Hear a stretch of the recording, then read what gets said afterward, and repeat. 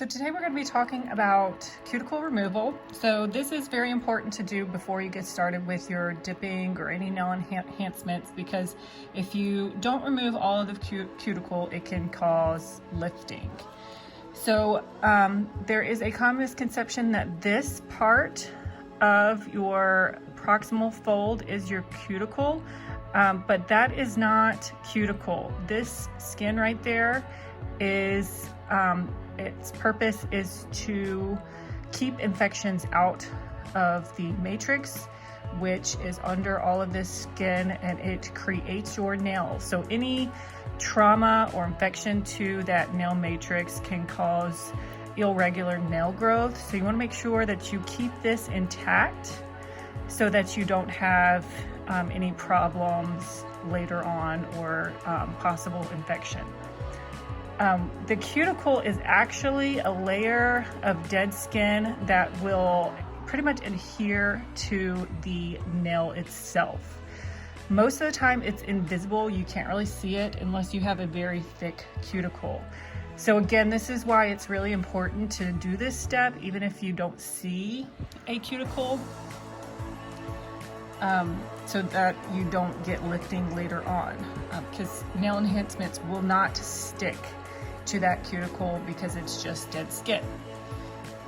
So I like to use a Blue Cross cuticle remover, and I put it in this little dropper bottle so that it's easier because it is a lot thinner.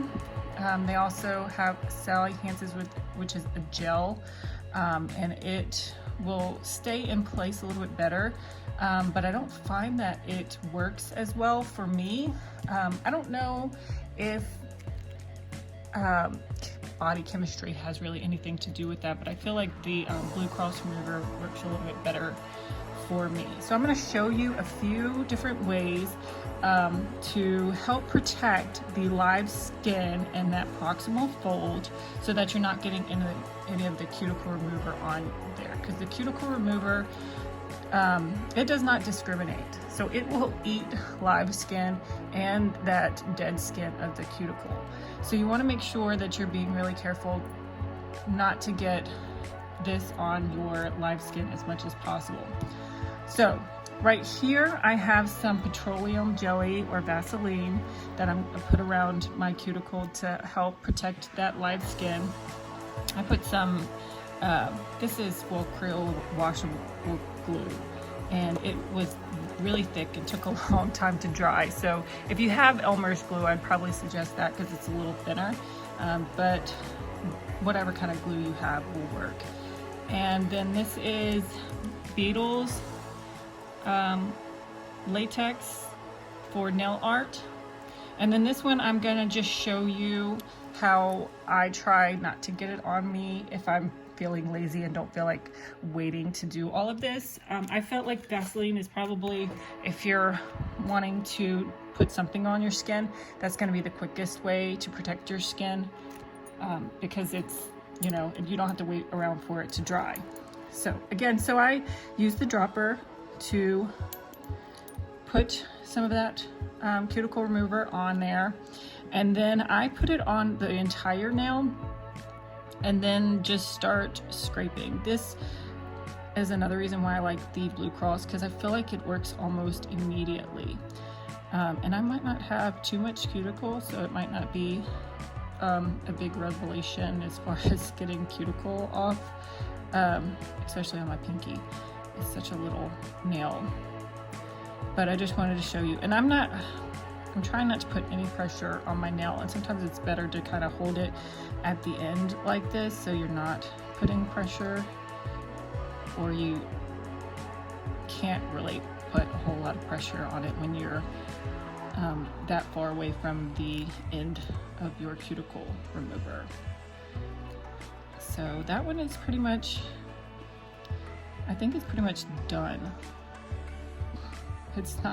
Didn't really have a whole lot, but sometimes I like to go in and just put a little bit more on the end there, just to make sure that I got it off completely.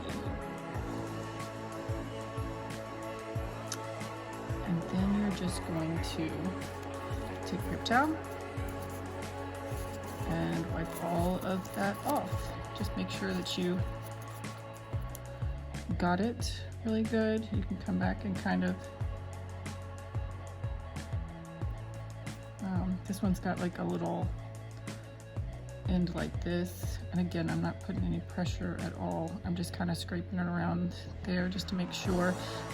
I see something there. I really think that it's just damage to my nail. I'm trying to grow out some damage that I had on my nail before I really started taking care of them like I should.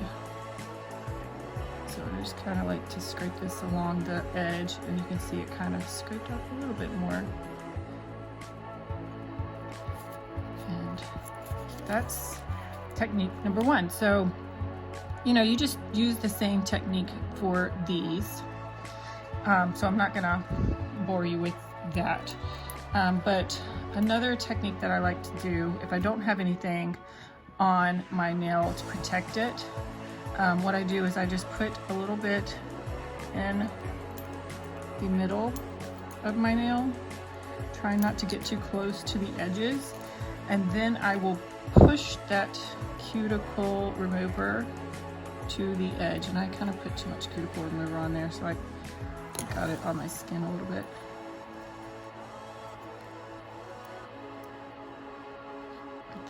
So that way you're only getting it where, excuse me, where you need it.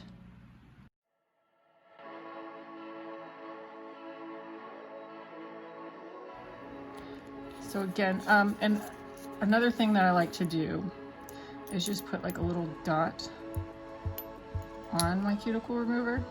Maybe a little bit too much. And now I got it off. Just a little dot. And then I'll push it around that way. That way I'm getting very little on my skin.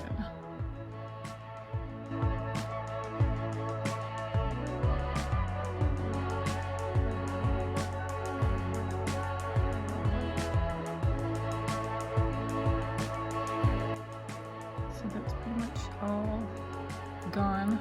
Again, I do have like, but yeah, I've got some damage right there that I'm growing out. All right, so now we're gonna show you how Sally Hansen's, so this does not move around as much as the Blue Cross. So you can kind of like pretty much get it like right up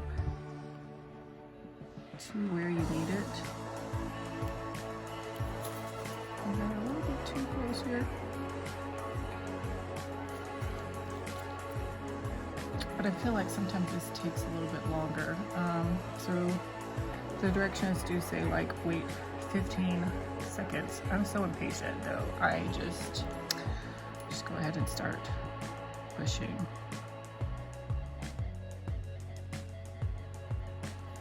I got too much cuticle remover.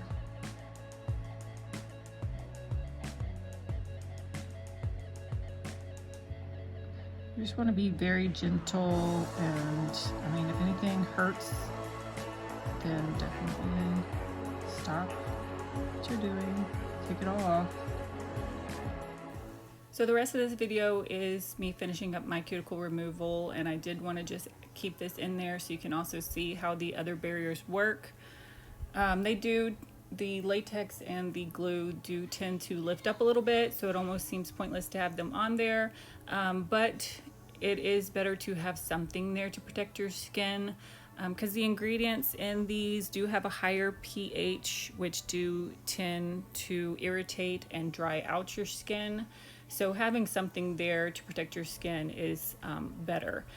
I did also want to mention that I have no formal training. This is all from my research, and I try to provide the most accurate information that I can. I don't want to provide you with any false information, but if you do hear something that doesn't sound right or sounds inaccurate, just let me know in the comments and I will do some more research on that. So I felt like the best way to protect your nails from this was the Vaseline. And that is something that I came up with. I was just kind of getting all my supplies ready for this video, and I saw the Vaseline and I thought, you know, that would be a really good skin protector. I mean, that's what it's used for, is you know, one of the uses. It's got many uses. That's one of the uses, is for you to protect your skin. So I tried it out and it worked really well. It's actually, you know, it stays in place. It's really easy to put on your skin. So for me, it seemed like it's going to be the best option and probably what I do in the future. The last thing that I wanted to mention is that they do have other cuticle removers, the AHA cuticle removers, that are supposed to be a little less harsh on your skin, but I haven't used one yet. I haven't gotten one yet, but I do plan on getting one so I can try that out for you, and I will let you know how that goes later. Some of the ingredients that you look for in an AHA cuticle remover: the fruit and lactic acids are a little bit, I think, less harsh on your skin, such as malic, tannic, or the citric acids. Glycolic acid is a little bit stronger, so you do want to be a little bit more careful with those. And again, you can use one of these skin protectors just so that you don't have any drying or irritation.